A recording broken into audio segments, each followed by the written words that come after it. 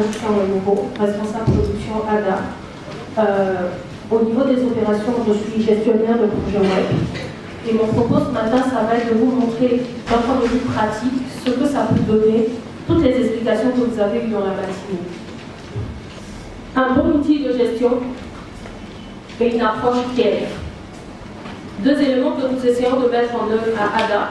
Et nous allons, à quatre mains avec M. Adama Traoré, vous donner les impressions du prestataire et du client par rapport à ces différents outils. Donc, à ADA, nous utilisons le Basecamp, qui est un logiciel en tant que service.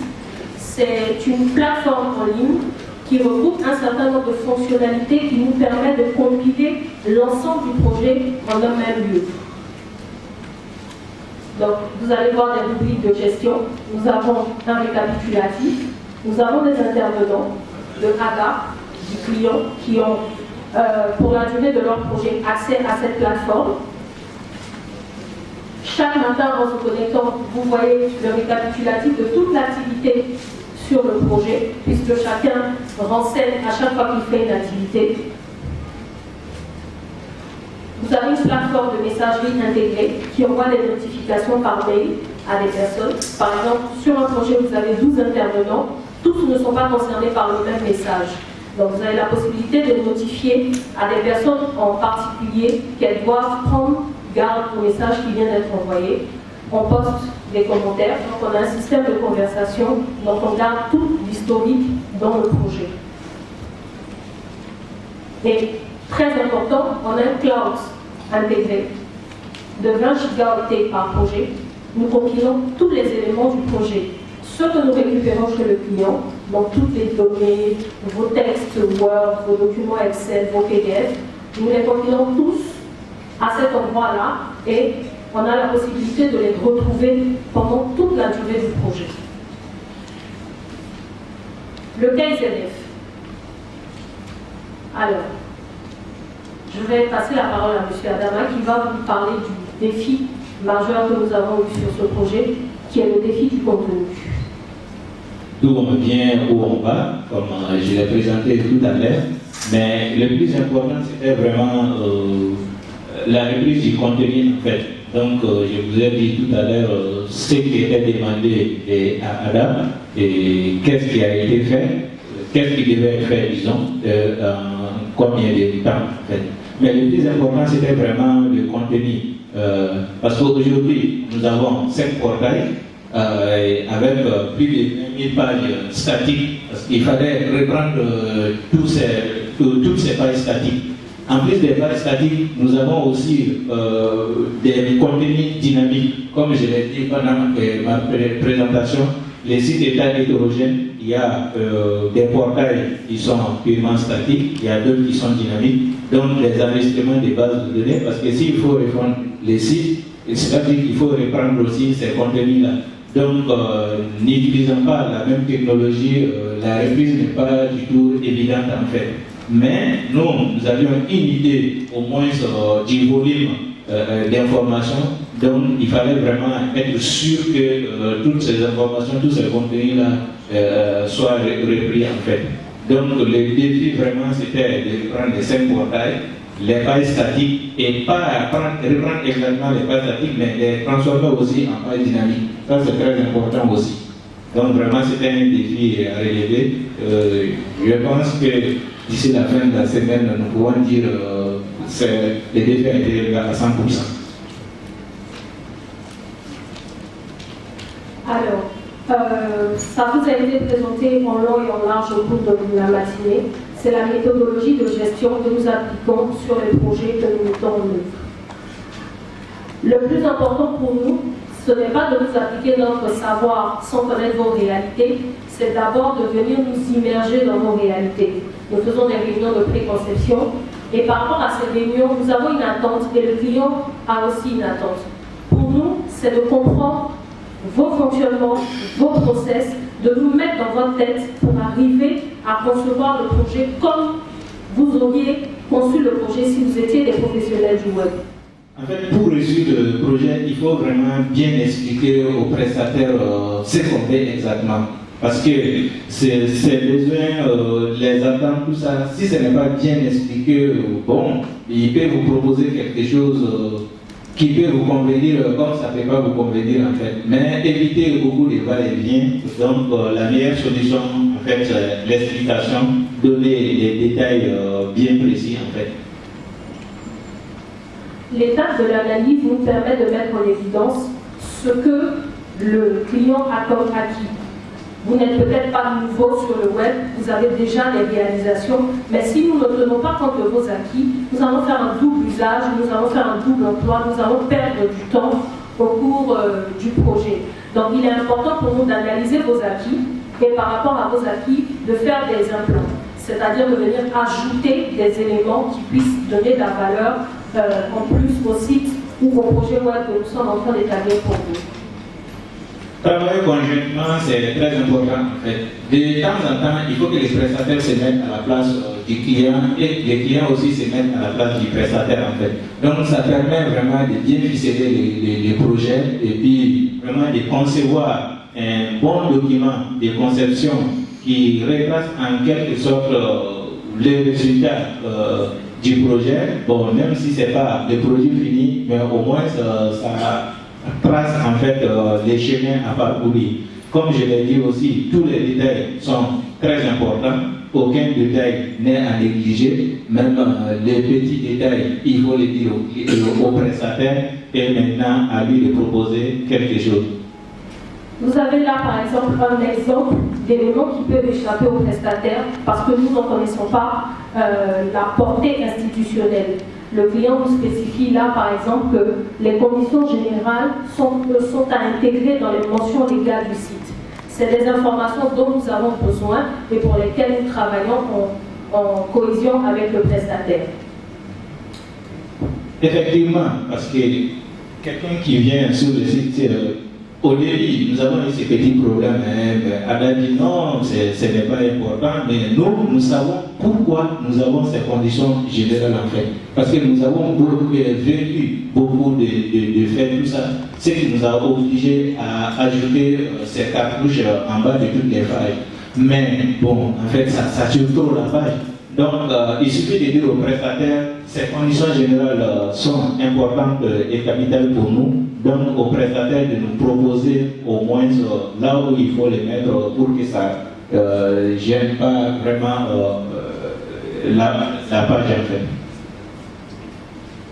Alors, une étape qui est très importante pour nous, c'est l'étape du storyboarding. À cette étape-là, nous mettons en deux dimensions tout ce que vous nous avez donné. Nous vous donnons le fruit de notre digestion, de vos informations, de vos codes couleurs, de vos attentes graphiques. Et à cette étape-là, nous vous sollicitons parce que nous avons besoin que vous soyez capable de visualiser ce à quoi va ressembler votre site. C'est peut-être en 2D, mais c'est jamais très loin de la réalité. Comme vous pouvez regarder là, vous avez les 5 pictos qui apparaissent, qui correspondent aux grandes entrées des portails. Vous avez matérialisé l'espace qui sert de highlight sur la page d'accueil. Toutes ces fonctionnalités sont plus ou moins définies et vous donnent déjà une idée. Il est très important en tant que client de prêter attention à cette étape-là parce qu'une fois qu'on passe à la maquette, si vous avez raté certaines choses, ça nous fait reculer, ça nous fait perdre du temps dans le projet. Quelque chose à ajouter? Oui, c'est de dire à l'assistance, en fait, pour réussir les storyboards, il faut vraiment qu'il y ait une bonne analyse d'abord. Donc, vous avez vu, on parle de l'analyse au storyboarding, donc cela veut dire que l'étape de l'analyse est très importante pour avoir des storyboards qui peuvent aussi donner des maquettes acceptables en fait. Et comme vous voyez, tous les éléments sont prévus. Quand on parle de méga menu, c'est parce qu'au niveau du storyboarding, on a pensé méga menu, on l'a conceptualisé et on peut aller vers une maquette qui parle de méga menu. L'étape de la maquette, comme vous avez pu le voir, ce n'est que la finalisation, la mise en image de tout ce qu'on a eu à faire dans les étapes précédentes. Et en général, quand elles sont étapes du développement. On se met un peu en sommeil, mais on n'est pas vraiment en sommeil. Parce que dans les étapes précédentes, on vous aura dans le document de conception parlé des technologies qu'on va utiliser, parler des modules que nous allons mettre en œuvre.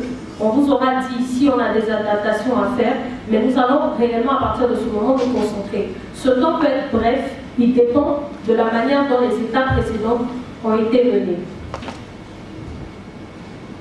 Et quand nous avons quelque chose à vous montrer, nous en arrivons aux étapes de recette partielle.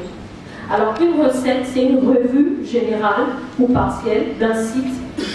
En comparaison, nous utilisons le document de conception, les maquettes et les storyboards pour vérifier que ce qui a été produit par les équipes de développeurs se rapproche au plus près possible de ce qui a été convenu. Donc, vous allez voir là sur ce document qu'au cours de la recette partielle, nous faisons ce qu'on appelle des captures d'écran. Nous comparons et nous faisons des annotations. Il y a un décalage de 10 pixels, parfois même de 2 pixels en relève. Une zone qui doit être en gris apparaît en blanc, c'est pas normal, on le note. Une majuscule qui est mal placée, on le relève. Dans le cas d'IZF, au niveau du défi du contenu, on parlait de 20 000 pages. C'était vraiment une question d'organisation parce qu'il était très facile de perdre du contenu au cours de route dans les différents portails.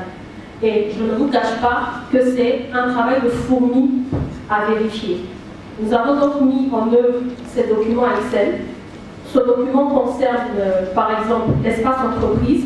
Vous voyez matérialiser les 14 pays en bas dans les onglets.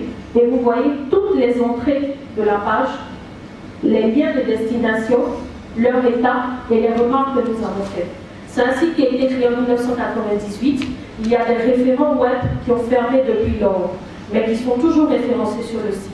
C'était le moment de faire une actualisation de ces entrées, de les supprimer ou de les remplacer par des liens plus adéquats.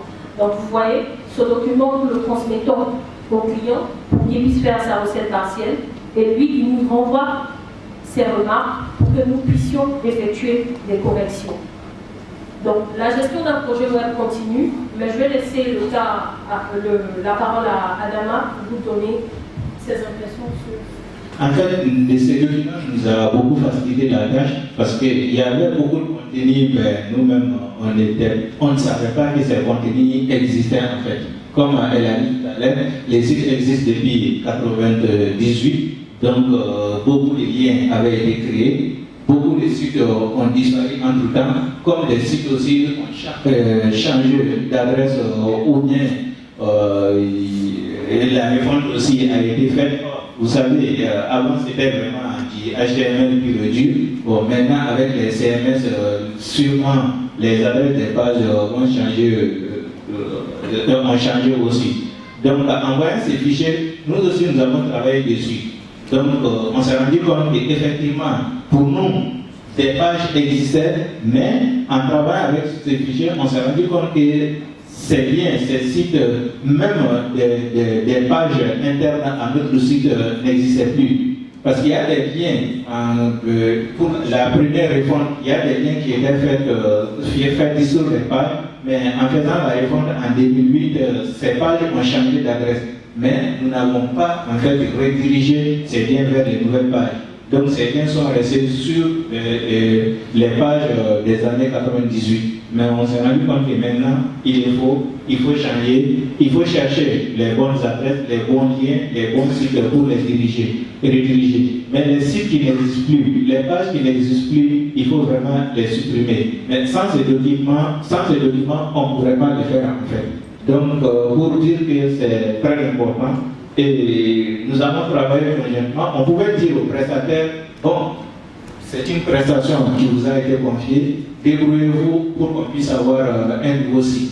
Mais là, on n'aurait pas les résultats souhaités en fait. On allait avoir un site, un joli site dynamique, tout ça, mais des contenus qui ne seront pas du tout accessibles.